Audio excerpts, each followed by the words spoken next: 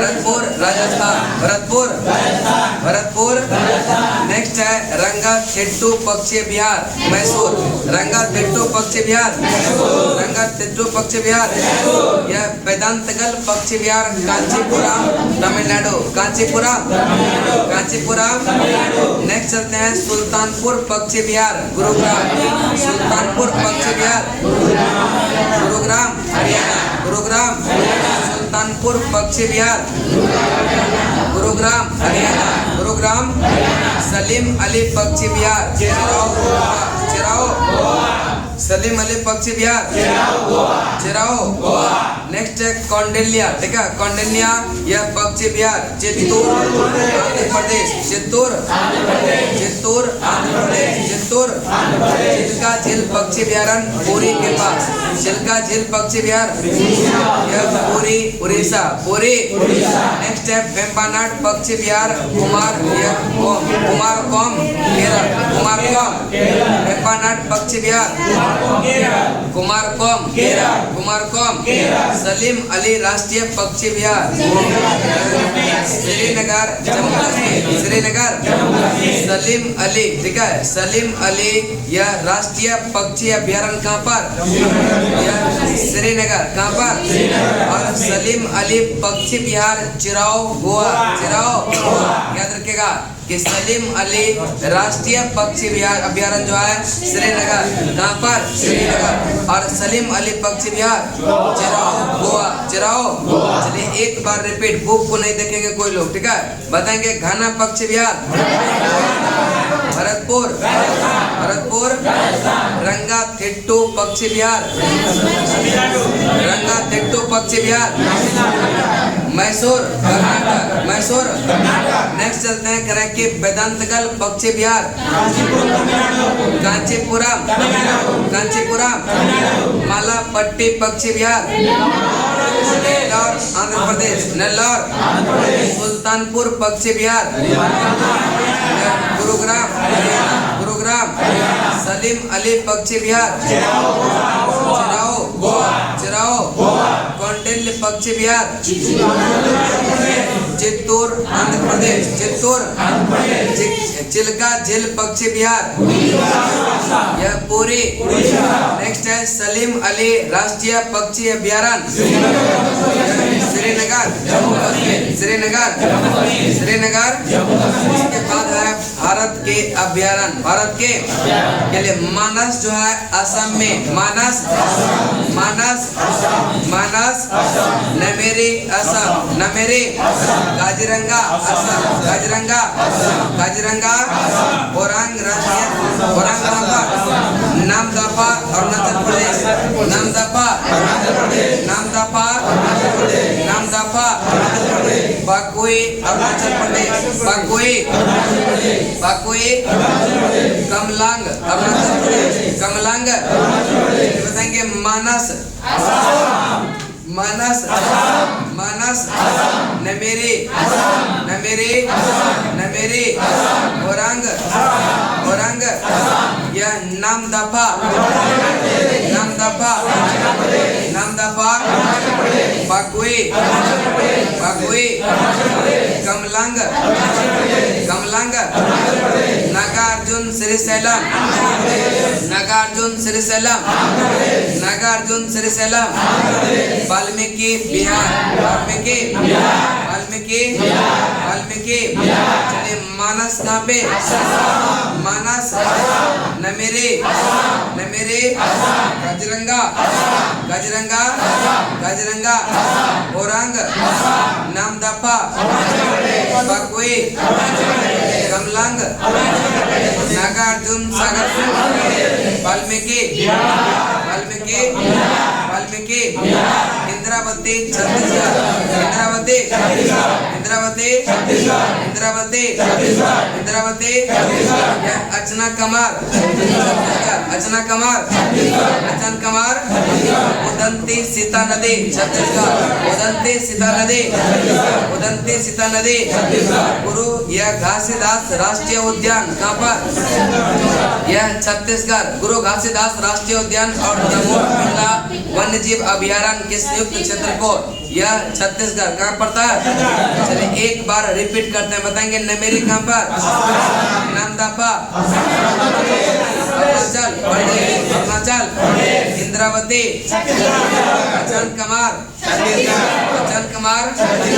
बकुई, अरुणाचल प्रदेश, बकुई, कमलांग,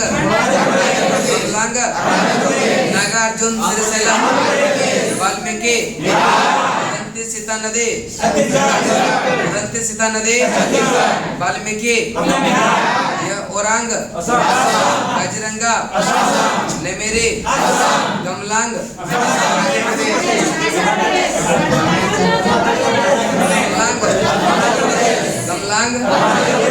कमलांग। चलिए आज यहीं तक रहना, छत्तीसगढ़ तक, ठीक है। आगे चलते हैं बुलेटिन।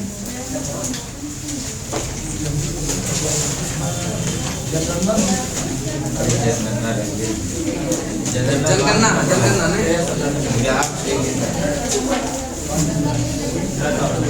जनगणना कहाँ तक हुआ था? ग्रामीण जनसंख्या, अनुसूचित जाति और जनजाति प्लस होगा नहीं।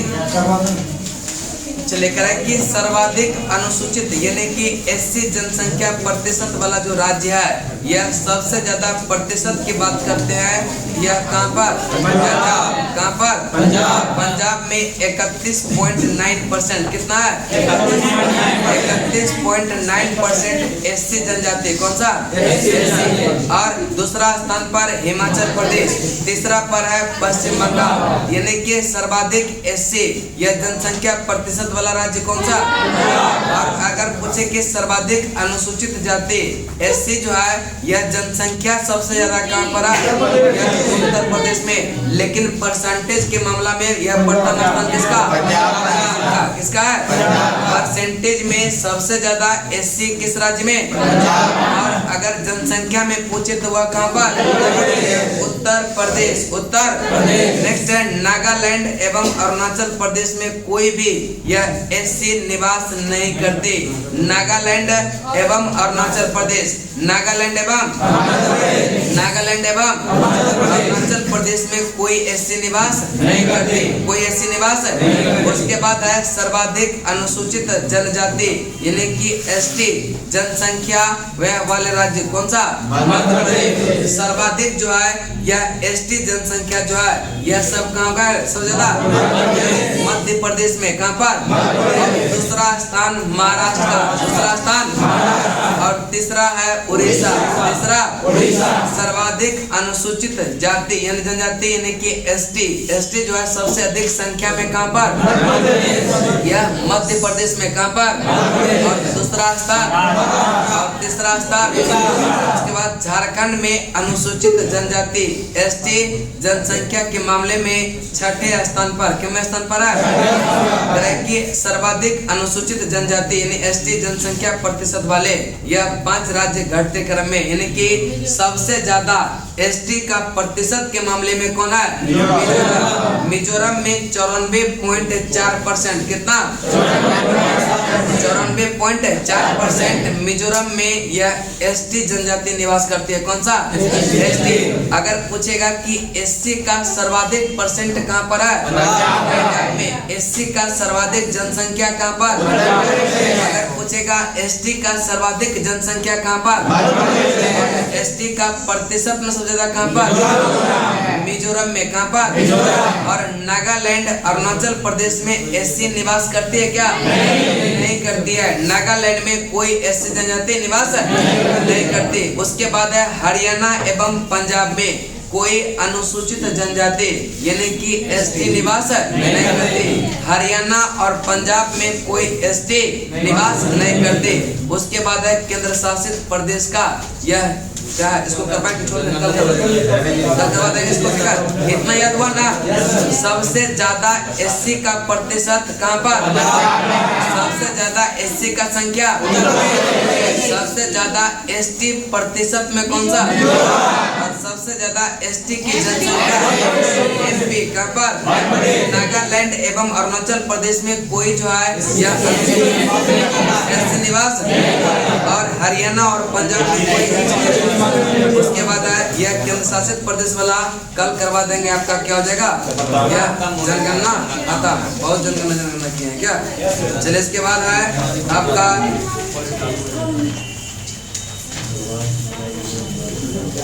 कहाँ तक हो गया था, ये अधिनियम चल रहा था शायद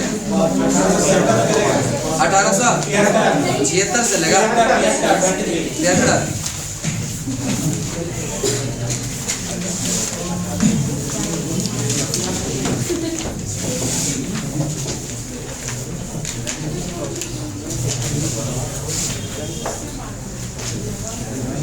चलिए नेक्स्ट है करें कि 1873 का अधिनियम, पेज नंबर निकाल लेंगे 209 पॉलिटी।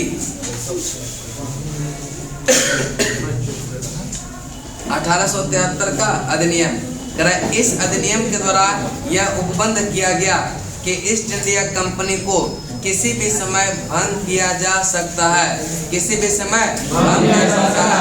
यानी कि 1873 का जो अधिनियम आया उसमें कहा गया कि ईस्ट इंडिया कंपनी को किसी भी समय भंग किया जा सकता है। और 1 जनवरी 1884, 1 जनवरी 1884 पहले जो पढ़ाए थे उसमें 74 करवाए थे, लेकिन 84 ही सही है, ठीक है, यह याद रखिएगा। 1 जनवरी 1884 को ईस्ट इंडिया कंपनी को औपचारिक रूप से क्या कर दिया गया, कर दिया गया। 1 जनवरी 1884 को क्या कर दिया, और उसके बाद है शाही उपाधि अधिनियम 1876, शाही उपाधि अधिनियम 1876। इस अधिनियम के द्वारा गवर्नर जनरल की केंद्रीय कार्यकारिणी में 6ठे सदस्य की नियुक्ति, छठे सदस्य का नियुक्ति उसे जो है लोक निर्माण विभाग का कार्य सौंपा गया। 28 अप्रैल 1876 ईस्वी को एक घोषणा द्वारा महारानी विक्टोरिया को यह भारत की सम्राज्ञी घोषित किया गया 1876। उसके बाद है 1892 का भारत परिषद अधिनियम। इस अधिनियम की मुख्य विशेषता है अप्रत्यक्ष चुनाव प्रणाली की शुरुआत। इसके द्वारा राजस्व में व्यय अथवा बजट पर बहस करने तथा कार्यकारिणी से प्रश्न पूछने की शक्ति भी प्रदान किया गया। यह 1892। उसके बाद है 1909 का भारत परिषद अधिनियम। 1909 का करें कि मार्ले मिंटो सुधार। 1909 के अधिनियम को मार्ले मिंटो सुधार भी कहते हैं। पहली बार मुस्लिम समुदाय के लिए पृथक यह प्रतिनिधित्व प्रदान किया गया, उपलब्ध किया गया। यह 1909 के भारत यह परिषद अधिनियम के तहत, भारत परिषद अधिनियम के तहत पहली बार जो मुस्लिम समुदाय के पृथक यह प्रतिनिधित्व का मिला था वह किसको, यह किस अधिनियम के तहत, 1909 का भारत परिषद अधिनियम। 1909 का नेक्स्ट है, इसके अंतर्गत मुस्लिम सदस्यों का चुनाव मुस्लिम मतदाता ही कर सकते थे। भारत सरकार अधिनियम के तहत यह पहली बार विधायिका में कुछ निर्वाचित प्रतिनिधियों को मंजूरी मिला। इस प्रकार जो है इस अधिनियम ने यह सांप्रदायिकता को वैधानिकता प्रदान की और लॉर्ड मिंटो को सांप्रदायिक निर्वाचन के जनक के रूप में जाना जाता है। यह सांप्रदायिकता के निर्वाचक के जनक के रूप में किसको जाना जाता है, लॉर्ड मिंटो। और दूसरा पॉइंट है कि भारतीयों को यह भारत सचिव एवं गवर्नर जनरल की कार्यकारिणी परिषद की नियुक्ति किया गया और केंद्रीय और प्रांतीय विधान परिषद को जो है पहली बार बजट पर वाद विवाद करने, सार्वजनिक हित के विषय पर प्रस्ताव पेश करने और पूरक प्रश्न पूछने और मत देने का भी अधिकार प्रदान किया गया। किसके तहत, 1909 मार्ले मिंटो सुधार। 1909 का प्रांतीय विधान परिषद की संख्या में वृद्धि किया गया और सत्येंद्र प्रसाद सिन्हा यह वायसराय की कार्यकारिणी परिषद के प्रथम भारतीय सदस्य बने। उन्हें जो है यह विधि सदस्य बनाया गया और इस अधिनियम के तहत presidency corporation, chamber of commerce, विश्वविद्यालय और जमींदारों के लिए जो है अलग अलग प्रतिनिधि का प्रावधान किया गया। और नोट में देखेंगे लिखा है कि 1909 में लॉर्ड मार्ले इंग्लैंड में भारत का राज्य सचिव थे और मिंटो जो था वह भारत का वायसराय, मिंटो भारत का। नेक्स्ट है कि भारत में ब्रिटेन के सभी संवैधानिक प्रयोगों में यह सबसे कम समय तक चलने वाला जो अधिनियम था वह 1909 भारत परिषद अधिनियम यह सबसे कम समय तक चला था, सबसे कम समय तक। यह शाही उपाधि अधिनियम, इसको याद करते हैं कि पहला आपका जो पढ़ा है भी क्या, शाही उपाधि अधिनियम, यह 1873 से है ना, पहला 1873 का जो अधिनियम आया था उसमें कहा गया कि ईस्ट इंडिया कंपनी को किसी भी समय भंग किया जा सकता है। किसमें कहा गया? 1873 का अधिनियम में कहा गया कि ईस्ट इंडिया कंपनी को कभी भी भंग किया जा सकता है, और इसको औपचारिक रूप से यह कब भंग कर दिया गया? 1 जनवरी 1884 को इसको भंग किया गया। लेकिन यह किस अधिनियम में कहा गया? 1873। उसके बाद शाही उपाधि अधिनियम में बस 2 ही पॉइंट याद रखना है कि पहला है कि गवर्नर जनरल के केंद्रीय कार्यकारिणी में जो है 6 सदस्य की नियुक्ति हुआ, 6 सदस्य के नियुक्ति हुआ। उसे लोक निर्माण विभाग का जो है कार्य सौंपा गया, लोक निर्माण विभाग का कार्य सौंपा गया। इन्हें गवर्नर जनरल का जो केंद्रीय कार्यकारिणी में 6 सदस्य का नियुक्ति किया गया, और इसको कौन सा कार्य सौंपा गया? लोक निर्माण विभाग का कार्य सौंपा गया, लोक निर्माण विभाग का कार्य सौंपा गया। उसके बाद यह 28 अप्रैल 1876 को यह महारानी विक्टोरिया को भारत के सम्राज्ञी घोषित किया गया, 1876। उसके बाद आता है 1892 का भारत परिषद अधिनियम, 1892 का यह भारत परिषद अधिनियम। इसमें पहला पॉइंट याद रखना है, अप्रत्यक्ष चुनाव प्रणाली की शुरुआत किसके तहत? 1892 अप्रत्यक्ष चुनाव, ठीक है, अप्रत्यक्ष चुनाव प्रणाली की शुरुआत यह 1892 और इसके द्वारा राजस्व एवं व्यय अथवा बजट पर बहस करने तथा कार्य करने से प्रश्न पूछने की शक्ति दिया गया। यानी कि बजट पर बहस करने का, कार्य करने से प्रश्न पूछने का इसमें दिया गया, लेकिन मत का अधिकार इसमें अभी नहीं दिया गया, मत का अधिकार नहीं दिया गया। यह शाही उपाधि अधिनियम में क्या हुआ था? 1876 में 6 सदस्य का नियुक्ति किया, और इसको जो है लोक निर्माण विभाग का कार्य सौंपा, एक पॉइंट।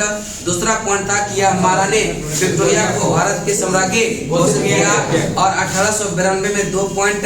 एक तो बहुत इंपॉर्टेंट है, अप्रत्यक्ष चुनाव यह प्रणाली की शुरुआत हुआ, और इसमें राजस्व में यह बजट पर बहस करने, कार्य करने से प्रश्न पूछने का क्या हुआ? इसमें शक्ति दे दिया गया, यह शक्ति दे दिया, लेकिन मत देने का अधिकार यहाँ पर भी नहीं मिला। उसके बाद 1909 का आता है भारत परिषद अधिनियम, 1909। इसमें जो है इसको कहते हैं मार्ले मिंटो सुधार, मार्ले मिंटो। और इसमें एक ही पॉइंट बार बार पूछा जाता है कि मुस्लिमों को जो है यह जो है पृथक यह प्रतिनिधित्व जो मिला था वह किसके तहत? मार्ले मिंटो सुधार 1909 के। और यह सांप्रदायिक निर्वाचन के जनक किसको? मिंटो द्वितीय। मिंटो पहली बार मुस्लिम संप्रदाय के यह पृथक प्रतिनिधि का जो उपबंध किया गया, किस अधिनियम के तहत? 1909 का मार्ले मिंटो सुधार, 1909 का। और करें कि भारत सरकार अधिनियम के तहत जो है पहली बार विधायिका में कुछ निर्वाचित प्रतिनिधि को मंजूरी दिया, और सांप्रदायिकता को वैधानिकता भी प्रदान किया। किसमें? यह 1909 का यह अधिनियम, 1909 का अधिनियम। और भारतीयों को भारत सचिव एवं गवर्नर जनरल की कार्यकारिणी परिषद में नियुक्ति किया। भारतीयों को जो है यहाँ से क्या हुआ कि भारत सचिव एवं यह गवर्नर जनरल का जो कार्यकारिणी परिषद होता था उसमें भारतीयों को भी नियुक्त किया जाने लगा। और केंद्रीय और प्रांतीय विधान परिषद को पहली बार बजट पर वाद विवाद करने, सार्वजनिक हित के विषय पर प्रश्न पेश करने और पूरक प्रश्न पूछने और यहाँ पर विस्तार करके मत देने का अधिकार भी क्या हुआ था? शामिल किया गया था। 1892 तक मत देने का अधिकार नहीं था, लेकिन 1909 में इसको और विस्तारित करके क्या किया? यह मत देने का अधिकार भी प्रदान किया गया। यह मत देने का अधिकार प्राप्त हुआ किस अधिनियम के तहत? 1909 की प्रांतीय विधान परिषद की संख्या में वृद्धि किया गया। प्रांतीय विधान परिषद की संख्या में क्या किया? और सत्येंद्र प्रसाद सिन्हा वायसराय की कार्यकारिणी परिषद के प्रथम भारतीय सदस्य बने। कौन? सत्येंद्र प्रसाद सिन्हा, सत्येंद्र प्रसाद, और उन्हें जो है विधि सदस्य बनाया गया, विधि सदस्य। और इस अधिनियम के तहत यह presidency, corporation, chamber of commerce, विश्वविद्यालय और जमींदारों के लिए अलग प्रतिनिधित्व का प्रावधान किया गया। किसके तहत? 1909 मार्ले मिंटो सुधार। और 1909 में लॉर्ड मार्ले जो था वह इंग्लैंड में भारत सचिव था, भारत, और मिंटो जो था भारत का वायसराय, मिंटो भारत का वायसराय था। उसके बाद आपका आता है 1919 का भारत शासन अधिनियम, 1919 का करें कि मॉन्टेग्यू चेम्सफोर्ड सुधार। इसको क्या कहते हैं? मॉन्टेग्यू चेम्सफोर्ड सुधार, मॉन्टेग्यू चेम्सफोर्ड। इस अधिनियम की मुख्य विशेषता पहला है केंद्र में यह द्विसदनात्मक विधायिका का जो है स्थापना किया गया। प्रथम राज्य परिषद, दूसरा केंद्रीय विधानसभा। और राज्य परिषद के सदस्य की संख्या 60 था। कितना? 60। और जिसमें 34 जो है निर्वाचित होते थे और उसका कार्यकाल जो होता था 5 वर्षों का। कितने वर्षों का? केंद्रीय विधानसभा के सदस्य की संख्या 144। कितना? 144। जिसमें कि 104 जो था वह निर्वाचित तथा 40 मनोनीत होते थे। इसका कार्यकाल 3 वर्षों का था। कितने वर्षों का? और दोनों सदनों में जो है अधिकार, ठीक है, अधिकार समान थे। और इसमें सिर्फ जो है एक अंतर था कि बजट पर स्वीकृति प्रदान करने का यह निचले सदन को अधिकार था। और आज भी क्या है? निचले सदन को यह प्रांतों में द्वैध शासन प्रणाली का प्रवर्तन किया गया। और लियोनस के प्रांतों में द्वैध शासन के जनक जो है यह लियोनस गार्डियस। इस योजना के अनुसार प्रांतीय या विषयों के 2 जो है उपवर्गों में विभाजित किया गया, एक आरक्षित और एक हस्तांतरित। जो मेन विषय था, ठीक है, जो वित्त विभाग से जहाँ से राजस्व ज्यादा इकट्ठा होता था, यह अपने पास आरक्षित जैसे वित्त, भूमि और अकाल सहायता, ये जितना भी मेन पार्ट था वह क्या हुआ? आरक्षित में कर दिया। और हस्तांतरित में लोकल चीज को, ठीक है, जैसे शिक्षा, पुस्तकालय, संग्रहालय, ये सब क्या हस्तांतरित में कर दिया गया। नेक्स्ट चलते हैं, करें कि नोट में है आरक्षित विषय का प्रशासन गवर्नर, जो कि मतलब मेन पार्ट था, उसका जो प्रशासन देख रेख था वह कौन करता था? गवर्नर। और उसके कार्यकारी परिषद के माध्यम से किया जाना था। जबकि हस्तांतरित विषय का यह प्रशासन गवर्नर के द्वारा यह विधान परिषद के प्रति उत्तरदायी मंत्रियों की सहायता से किया जाना था। और इस द्वैध शासन प्रणाली को 1935 में यह एक्ट के द्वारा जो है इसको समाप्त कर दिया गया।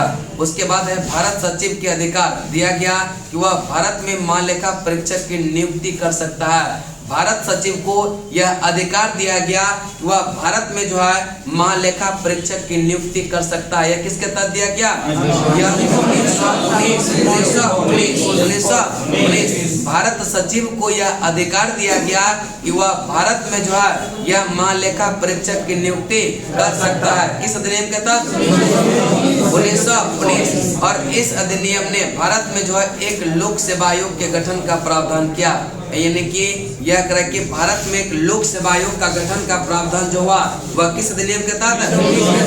1919 भारत में लोक सेवा आयोग के गठन का प्रावधान किस अधिनियम के तहत? भारत सचिव को जो है भारत में महालेखा परीक्षक नियुक्ति करने का भी अधिकार दिया, यह 1919 के तहत। नेक्स्ट चलते हैं, अतः 1926 में ली आयोग के सिफारिश पर यह सिविल सेवकों की भर्ती केंद्रीय लोक सेवा आयोग का गठन किया गया। यह भी 1919 अधिनियम के तहत किया गया। और इस अधिनियम के अनुसार वायसराय की कार्यकारिणी परिषद में 6 सदस्य में से यह कमांडर इन चीफ को छोड़कर 3 जो है भारतीय सदस्य होना आवश्यक कर दिया। कमांडर इन चीफ को छोड़ करके 3 सदस्य भारतीय से होना क्या कर दिया? अनिवार्य कर दिया। किसके तहत? और उसके बाद इसने सांप्रदायिक आधार पर सिख, भारतीय ईसाई, आंग्ल भारतीय और यूरोपीय के लिए पृथक निर्वाचन सिद्धांत को विस्तारित किया। 1909 में जो है सिर्फ मुस्लिम को दिया गया था पृथक निर्वाचन, और 1919 में इसी को विस्तार करके यह सिख, भारतीय ईसाई, आंग्ल भारतीय और यूरोपियों के लिए भी जो है पृथक निर्वाचन व्यवस्था किया गया। जबकि 1909 में सिर्फ और सिर्फ किसको मिला था? मुस्लिम समुदाय को। किसको? नेक्स्ट चलते हैं कि इसमें पहली बार केंद्रीय बजट को राज्य बजट से अलग किया गया। यह बहुत इंपॉर्टेंट है कि इसमें जो है यह पहली बार केंद्रीय बजट को राज्य बजट से अलग किया गया। किस अधिनियम के तहत? 1919। उसके बाद 9वां है कि इसके अंतर्गत एक वैधानिक आयोग का गठन किया गया और जिसका कार्य 10 वर्ष बाद जांच करने के बाद अपने रिपोर्ट जो प्रस्तुत करना होता था। और इस अधिनियम के तहत केंद्रीय विधानसभा में यह वायसराय के अध्यादेश जारी करने की शक्ति को निम्न रूप से बनाए रखा गया। यानी कि यह वायसराय जो है अध्यादेश जारी करता था, लेकिन कुछ कंडीशन दिया। पहला है कि कुछ विषय से संबंधित विधेयक को यह विचारार्थ प्रस्तुत करने के लिए उसकी जो है पूर्व अनुमति क्या थी? आवश्यक था। और उसे भारतीय विधान सभा द्वारा यह पारित किसी भी विधेयक को यह वीटो करने या सम्राट के विचार के लिए आरक्षित करने की शक्ति प्रदान किया गया। और उसे शक्ति थी कि विधानमंडल द्वारा यह नामंजूर किए गए, पारित न किए गए किसी विधेयक का यह अनुदान को प्रमाणित कर दे कि ऐसा प्रमाणित विधेयक विधानमंडल द्वारा यह पारित विधेयक को समान हो जाते थे। और यह आपात स्थिति में जो है अध्यादेश बना सकता था, जिसका अस्थायी अवधि के लिए यह विधिक प्रभाव होता था। मॉन्टेग्यू चेम्सफोर्ड सुधार, जिसको कहते हैं भारत संविधान अधिनियम 1919 द्वारा जो है भारत में पहली बार महिलाओं को वोट देने का अधिकार भी मिला। और उस समय इंग्लैंड का जो प्रधानमंत्री था कौन? यह लॉयड जॉर्ज।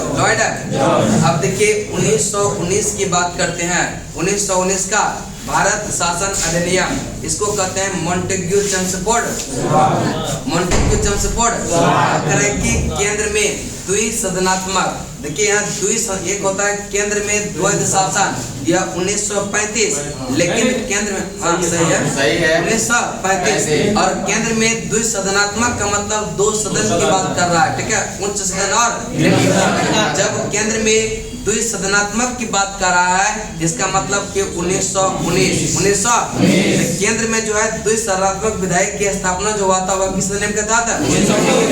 1919। तो क्वेश्चन को ध्यान से पढ़िएगा कि पूछ रहा है कि केंद्र में द्विसदन की बात कर रहा है, यह द्वैध शासन की बात कर रहा है। अगर केंद्र में द्वैध शासन की बात करेगा तो कौन सा होगा? 1935 और सदन की बात करेगा यह होगा 1919। नेक्स्ट चलते हैं कि राज्य परिषद, जिसको कहते थे उच्च सदन, क्या कहते थे? और इसमें कुल सदस्य की संख्या जो था वह 60। कितना था? यानी कि राज्य परिषद में कुल सदस्य की संख्या कितना? 60। और निर्वाचित सदस्य कितना? 34। जब निर्वाचित सदस्य 34 तो मनोनीत कितना हो जाएगा? 26। कितना हो जाएगा? 26। और इसका भी कार्यकाल होता था 5 वर्षों का। कितने वर्षों का? यानी उच्च सदन का जो कार्यकाल होता था वह कितने वर्षों का? 5 वर्षों का। कितने वर्षों का? और केंद्रीय विधानसभा, जिसको कहते थे निम्न सदन, क्या कहते थे? इसमें कुल सदस्यों की संख्या था 144 और निर्वाचित था 104 और मनोनीत कितना? मनोनीत कितना?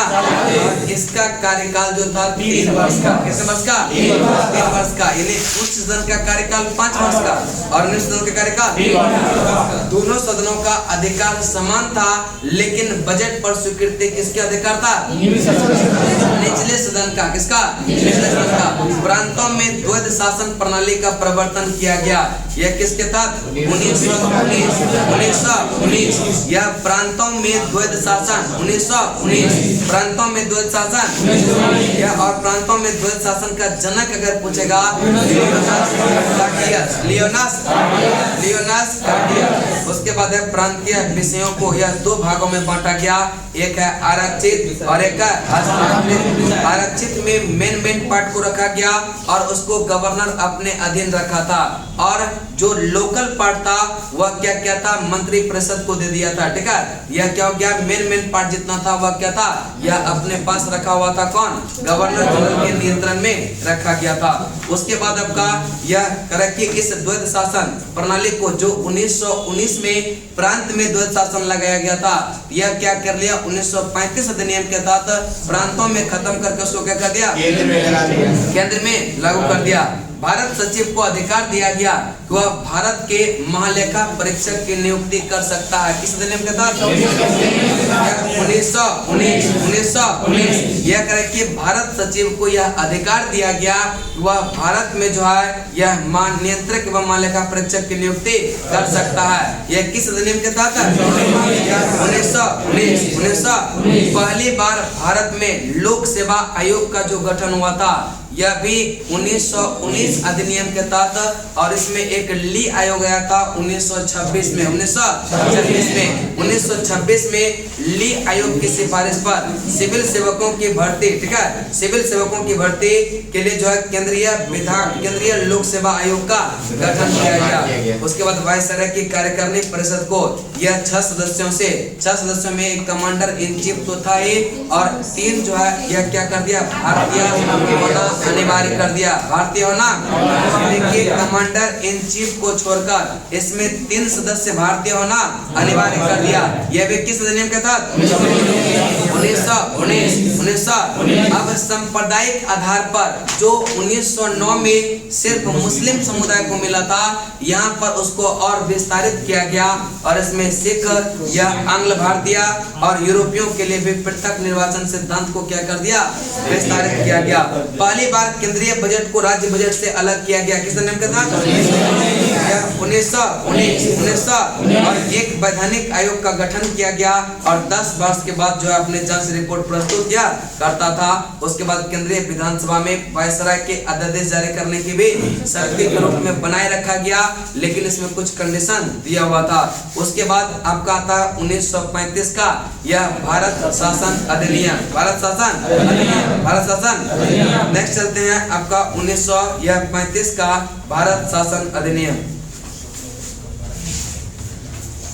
चलिए 1935 का भारत शासन अधिनियम करे कि यह जो है साइमन कमीशन के रिपोर्ट पर आधारित था। किस पर, साइमन कमीशन के रिपोर्ट पर आधारित था।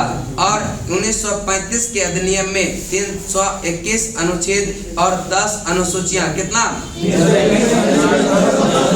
और इस अधिनियम की मुख्य विशेषता जो था इस प्रकार, यह अखिल भारतीय संघ एवं में जो है 11 ब्रिटिश प्रांत, 6 चीफ कमिश्नर क्षेत्र और उन्हें जो है देशी रियासतों में मिलाकर बनाने से जो है जो स्वेच्छा से संघ में सम्मिलित हो, प्रांतों के लिए जो है यह संघ में सम्मिलित होना अनिवार्य, किंतु देशी रियासतों के लिए यह ऐच्छिक था। देशी रियासतों में संघ सम्मिलित नहीं हुई और प्रस्तावित संघ की यह स्थापना संबंधी घोषणा पत्र जारी करने का अवसर ही नहीं आया। उसके बाद प्रांतीय स्वायत्तता का भी जो है यह किसके तहत, 1935 के इस अधिनियम के द्वारा प्रांतों में द्वैध शासन व्यवस्था का अंत और उनके जो है एक स्वतंत्र और यह स्वशासित संवैधानिक आधार प्रदान किया गया। तबियत खराब है क्या, ठंडा बहुत लग रहा है इसमें ना।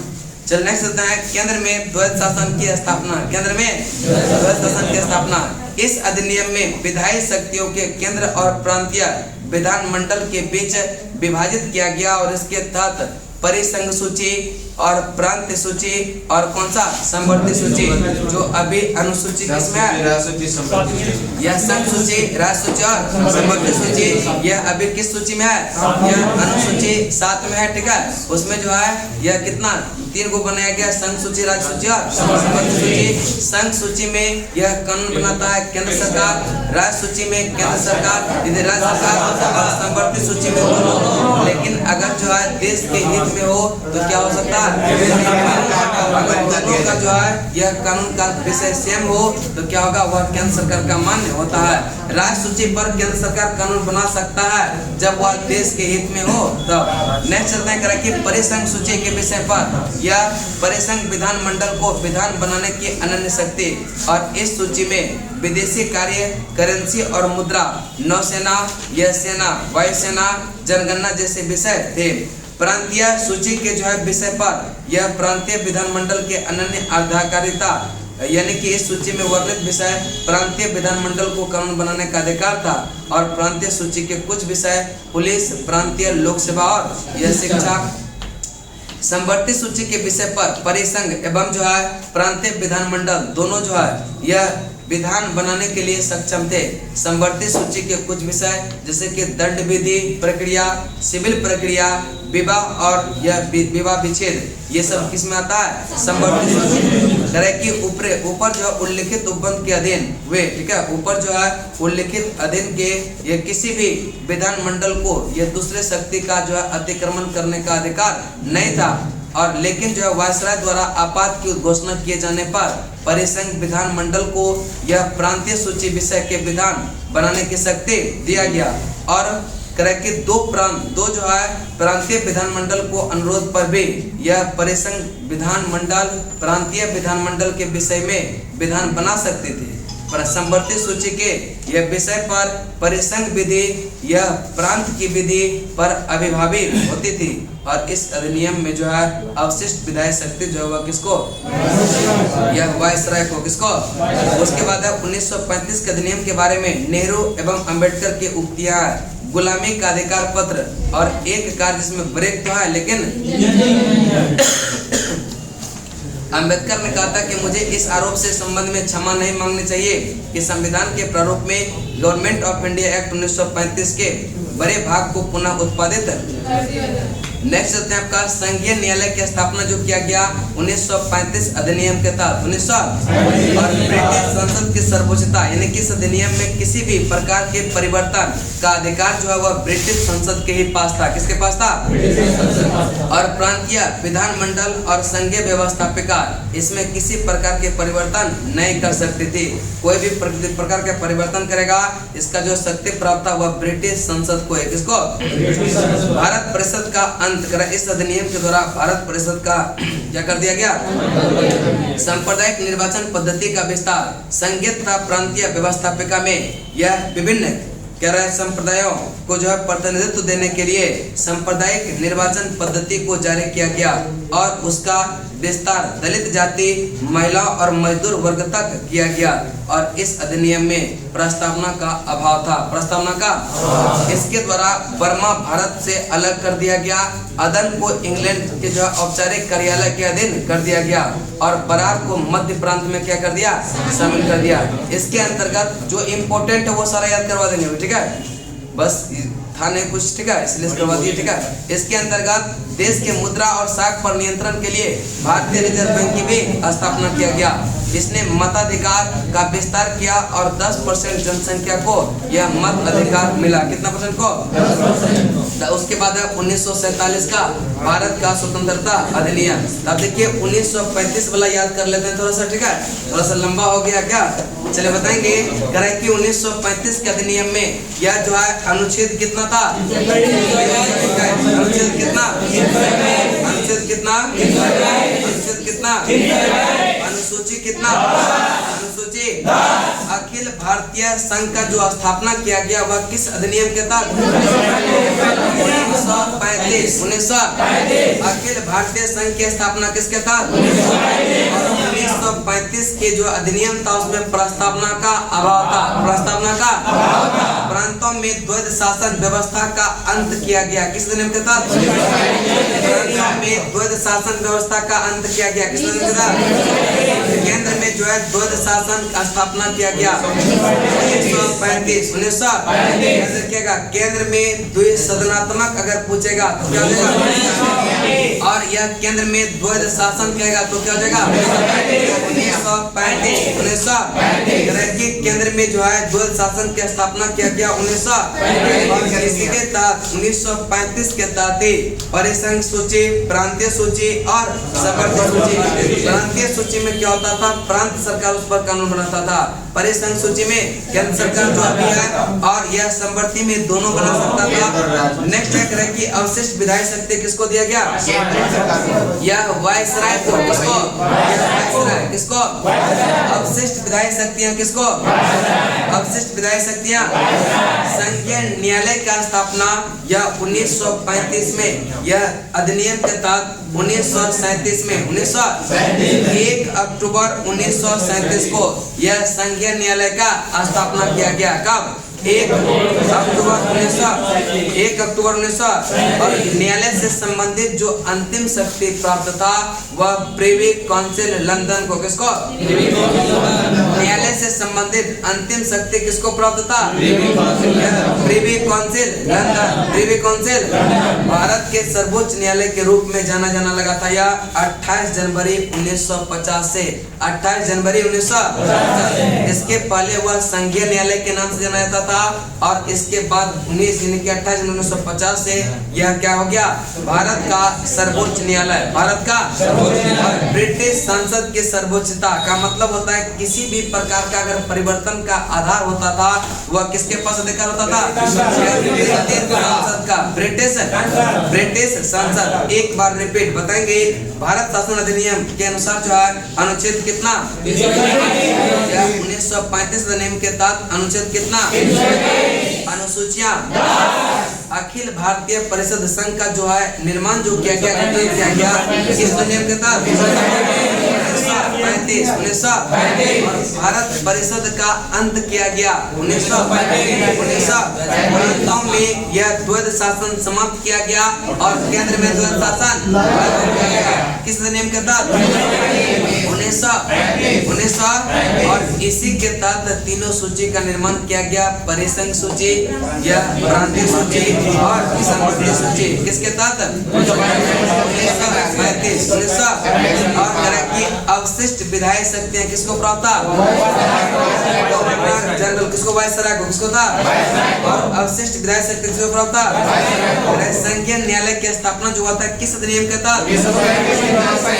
यह 1935। 1900। और कब हुआ था? 1 अक्टूबर 1900। 1 अक्टूबर 1900। नेक्स्ट है संघीय न्यायालय को जो है यह अंतिम शक्ति जो प्राप्त हुआ किसको? लंदन। Privy council. और सर्वोच्च न्यायालय के नाम से जाना लगा कब से? 28 जनवरी 1950। 28 जनवरी 1950। ब्रिटिश संसद की सर्वोच्चता का मतलब होता है कि किसी भी प्रकार का जो परिवर्तन का आधार अधिकार था वह किसको था? ब्रिटिश संसद को। किसको था? सांप्रदायिक निर्वाचन पद्धति का विस्तार किया गया। वहां पर जो है दलित जाति, महिला और मजदूर वर्ग जो है 1919 में नहीं था। ठीक है, आंग्ल था, सिख था। यह जो है फिर इसको क्या कर दिया गया? विस्तारित करके यह दलित जाति, महिला और मजदूर वर्ग तक किया गया। इन्हें सांप्रदायिक निर्वाचन पद्धति का भी विस्तार किया गया और विस्तार करके यह दलित जातियों, महिला और मजदूर वर्ग तक किया गया। यह किस पे था? 1935। 1935। वर्मा भारत से अलग कर दिया गया। यह 1937 में 1935 अधिनियम के तहत 1937 में अधिनियम के तहत भारतीय रिजर्व बैंक की जो स्थापना हुआ, भारतीय रिजर्व बैंक की जो स्थापना हुआ वह 1 अप्रैल 1935। 1 अप्रैल 1935। कि देश के मुद्रा और साख नियंत्रण के लिए यह भारतीय रिजर्व बैंक की स्थापना किया गया। कब किया गया? 1 अप्रैल 1935। किस अधिनियम के तहत किया गया? 1935 अधिनियम। 1935 अधिनियम। और करा किसका राष्ट्रीयकरण जो किया गया 1 जनवरी 1949। 1 जनवरी 1949। और इसका हेडक्वार्टर कहाँ है? मुंबई। हेडक्वार्टर कहाँ है? हेडक्वार्टर कहाँ है? और मताधिकार का विस्तार किया गया। लगभग 10% जनसंख्या को मत का अधिकार दे दिया गया। किस यह अधिनियम के तहत? 1935। 1935 के अधिनियम को गुलामी का अधिकार पत्र किसने कहा? जवाहरलाल नेहरू। जवाहरलाल नेहरू। 1935 के गुलामी का अधिकार पत्र किसको कहा? जवाहरलाल नेहरू। एक कार जिसमें ब्रेक तो है, इंजन नहीं, किसने? जवाहरलाल नेहरू। जवाहरलाल नेहरू कि मुझे इस आरोप में कोई क्षमा नहीं मांगनी है कि संविधान के प्रारूप में गवर्नमेंट ऑफ इंडिया 1935 के बड़े भाग को पुनः उत्पादित कर दिया गया। यह अम्बेडकर किसने? अम्बेडकर किसने? अम्बेडकर यानी कि गुलामी का अधिकार पत्र यह 1935 अधिनियम को किसने? जवाहरलाल नेहरू। जवाहरलाल नेहरू एक कार तो है जिसमें कि ब्रेक तो नहीं है, ब्रेक है लेकिन नहीं है। यह जवाहरलाल नेहरू। यहाँ पर आपका 1935 अधिनियम क्या हुआ? समाप्त हुआ।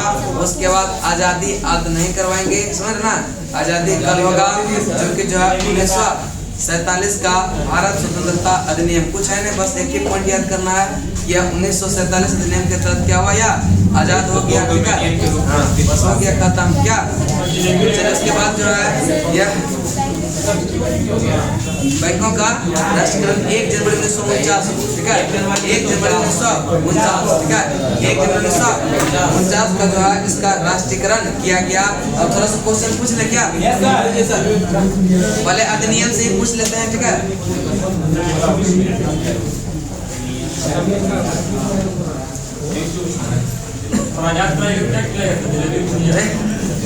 आजा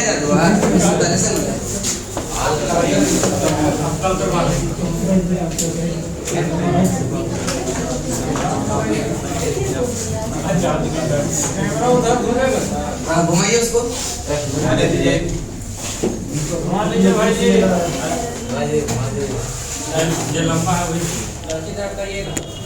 नहीं बोर्ड पे पूरा घुमा दिए। अरे ठीक करना है, पूरा बोर्ड और शीशा दीजिए।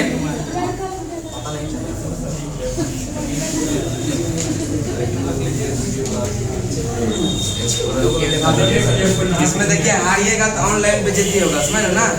सब जो अपना अपना दम लगा दीजिए। जो हारिएगा ऑनलाइन। और इधर है बी का मतलब बॉयज और जे का मतलब, चलिए बताएंगे। पहला है आपका बुक को बंद कर देंगे, हो गया पढ़ लिए, -5 हो जाएगा। बताएंगे केंद्रीय प्रशासन की नींव रखा गया किस अधिनियम के तहत? 1700। अगला क्वेश्चन देंगे बंगाल के गवर्नर को बंगाल का गवर्नर जनरल कहा जाने लगा? 1700 के तहत। अगला क्वेश्चन देंगे कलकत्ता में उच्चतम न्यायालय की स्थापना कब किया गया? 1700। और इसमें जो है मुख्य न्यायाधीश किसको? नेक्स्ट चलते हैं कि अन्य न्यायाधीश 3 था, तीनों का नाम बताइए। चैम्बर्स, लिमिस्टर। नेक्स्ट क्वेश्चन आपको बताएंगे कि कंपनी के कर्मचारियों को यह निजी व्यापार करने और भारतीय लोगों से उपहार और रिश्वत लेने पर प्रतिबंध लगा दिया किस अधिनियम का? 1773 का रेगुलेटिंग एक्ट के तहत। 1773 का रेगुलेटिंग एक्ट के तहत। आप लोग बताएंगे पहली बार कंपनी के जो प्रशासन और राजनीतिक कार्यों को मान्यता मिला किस एक्ट के तहत? 1773। 1700।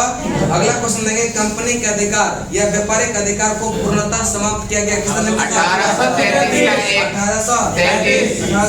1833। ईसाई पादरियों को भारत आने की सुविधा 1800।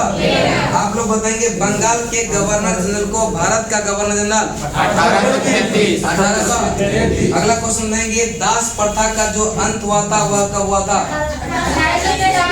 1800। और बताएंगे दास प्रथा को विधि विरुद्ध घोषित किया गया था किस अधिनियम के तहत?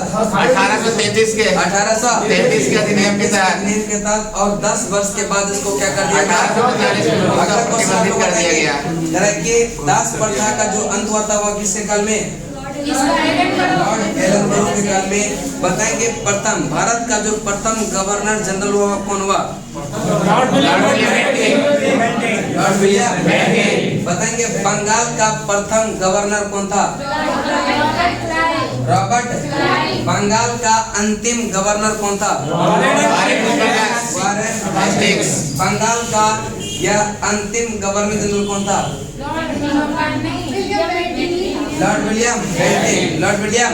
अगला क्वेश्चन देंगे कि बोर्ड ऑफ डायरेक्टर्स का जो है यह संबंध किससे था? यह बोर्ड ऑफ डायरेक्टर्स आपको बताएंगे बोर्ड ऑफ कंट्रोल का राजनीतिक मामले बताएंगे। दोहरे प्रशासन का जो पृथककरण किया गया था वह किस अधिनियम के किस एक्ट के तहत? 1784 हो जाएगा। 1784 का अधिनियम। बताएंगे रेगुलेटिंग एक्ट कमियों को दूर करने के लिए कौन सा एक्ट लाया गया था? गवर्नर जनरल को विशेष परिस्थिति में अपने परिषद के निर्णय को निरस्त करने और अथवा लागू करने का अधिकार प्रदान किया गया। 1786। और बताएंगे तरह के नियंत्रण बोर्ड के सदस्य तथा कर्मचारी के वेतन आदि जो है भारतीय राजस्व से देना व्यवस्था किया था 1793। अगला क्वेश्चन देंगे बंगाल के गवर्नर जनरल को बम्बई मद्रास जो पर्यवेक्षक का अधिकार दिया गया 1793। पक्का ना? जैसे कलम रोकता तब लोग भी क्या हो रहा है? चलिए बताएंगे करा कि बताएंगे गवर्नर जनरल को प्रधान सेनापति की शक्तियां 1786। और ये किसको प्राप्त हुआ था? लॉर्ड कॉर्नवालिस को प्राप्त हुआ था। कॉर्नवालिस को सही आंसर है, लॉर्ड कॉर्नवालिस को। अगला क्वेश्चन मर गया था, ठीक है। अगला क्वेश्चन हम लोग बताएंगे कंपनी के अधिकार पत्रों को यह जो है 20 वर्षों के लिए बढ़ा दिया गया। यह किस नियम के तहत? 1800। कोई दिक्कत नहीं है। चले बताएंगे करे कि मैकाले के अध्यक्षता में प्रथम जो है विधि आयोग का गठन कब हुआ था? 1834। सही आंसर है। अगला क्वेश्चन बताएंगे कितना ध्यान रखेंगे। अगला क्वेश्चन बताएंगे करे कि विधायी शक्तियों को कार्यपालिका शक्तियों से पृथक किया गया किस नियम के तहत? 1833। आपका सही आंसर।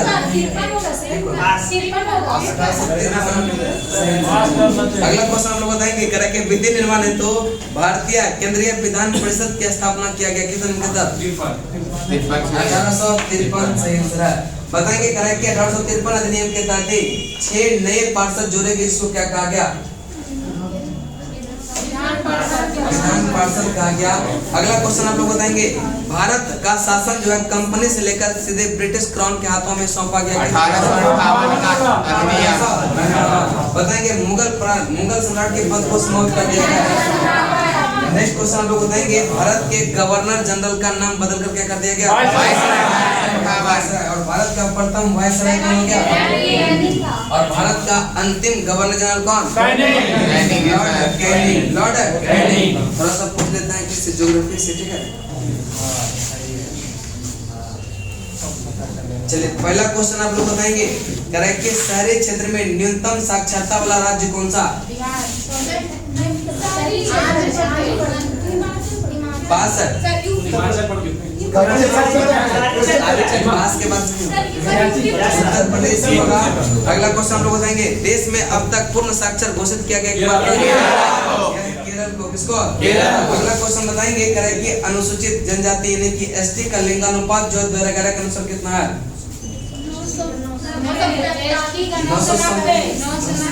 990। सही आंसर है। अगला क्वेश्चन आप लोग बताएंगे, ठीक है, करे कि 2011 के अनुसार कुल जनसंख्या में नगरीय जनसंख्या जो था वह कितना %? सही है। सही आंसर है। अगला क्वेश्चन आप लोग बताएंगे करे कि ग्रामीण जनसंख्या जो है यह 2011 के अनुसार कितना %? बताइए। नहीं आप कर रहे हैं पास कर रहे हैं। 68 पॉइंट है। 68 पॉइंट है। अगला क्वेश्चन बताएंगे, ठीक है। नेक्स्ट है कि भारत में जो है सर्वाधिक जनसंख्या वाला जो है पहला राज्य कौन सा होगा? जनसंख्या कहाँ पर? अगला क्वेश्चन है न्यूनतम जनसंख्या वाला सिक्किम। अगला क्वेश्चन आप लोग बताएंगे कि भारत के जनगणना जो 2011 में हुआ था उसके अनुसार यह कुल जनसंख्या विश्व के कितना % है? 17%। अगला क्वेश्चन आप लोग बताएंगे कि किस राज्य का जो वृद्धि दर था ऋणात्मक हो गया था? नागालैंड। किसका? अगला क्वेश्चन बताएंगे हाँ हो गया, जब पूछेंगे तो बोलेंगे ना। बताएंगे लिंगानुपात भारत का कितना है? 900। बताएंगे शिशु लिंगानुपात कितना? 900। 918 सही आंसर है। नेक्स्ट न्यूनतम जनघनत्व वाला जो है राज्य कौन सा? अरुणाचल प्रदेश। 1 वर्ग किलोमीटर में कितना व्यक्ति? और बिहार का जनघनत्व कितना है? जो सबसे अधिक है 1106। न्यूनतम 10 के वृद्धि जो है वह किस राज्य में? मेघालय में हो जाएगा सर। न्यूनतम 10 के वृद्धि मेघालय सही है। मेघालय आपका क्या है? गलत है। 62। केरला नागालैंड हो जाएगा सर। नागालैंड सही आंसर है। अगला क्वेश्चन बताएंगे। जब न्यूनतम अभी जस्ट हुआ था कि वह नागालैंड नेगेटिव चला गया तो फिर आप लोग मेघालय कहाँ से चले? सर्वाधिक लिंगानुपात वाला राज्य कौन सा? केरल सही आंसर है। अगला क्वेश्चन देंगे न्यूनतम लिंगानुपात वाला राज्य? हरियाणा सही आंसर है। नेक्स्ट और लास्ट क्वेश्चन बताएंगे न्यूनतम शिशु लिंगानुपात वाला राज्य? न्यूनतम शिशु लिंगानुपात अरुणाचल प्रदेश। कौन सा? हरियाणा। अगला क्वेश्चन है सर्वाधिक लिंगानुपात वाला राज्य कौन सा? या सर्वाधिक शिशु लिंगानुपात? अरुणाचल प्रदेश। अरुणाचल प्रदेश सर्वाधिक लिंगानुपात वाला है। सही आंसर। सर्वाधिक साक्षरता वाला? केरल सही आंसर है। नेक्स्ट बताएंगे सर्वाधिक पुरुष साक्षरता कहाँ पर? अगला बताएंगे सर्वाधिक महिला साक्षरता? बिहार में महिला साक्षरता कितना %?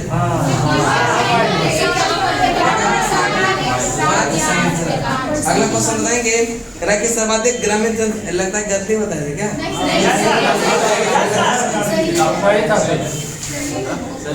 नहीं कुछ गड़बड़ कर रहे थे लोग समझ में। अगला क्वेश्चन आप लोग बताएंगे ईश्वर का निवास स्थान?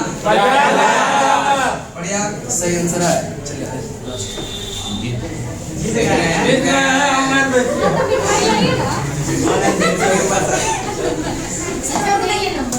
उसमें भी नंबर ऑनलाइन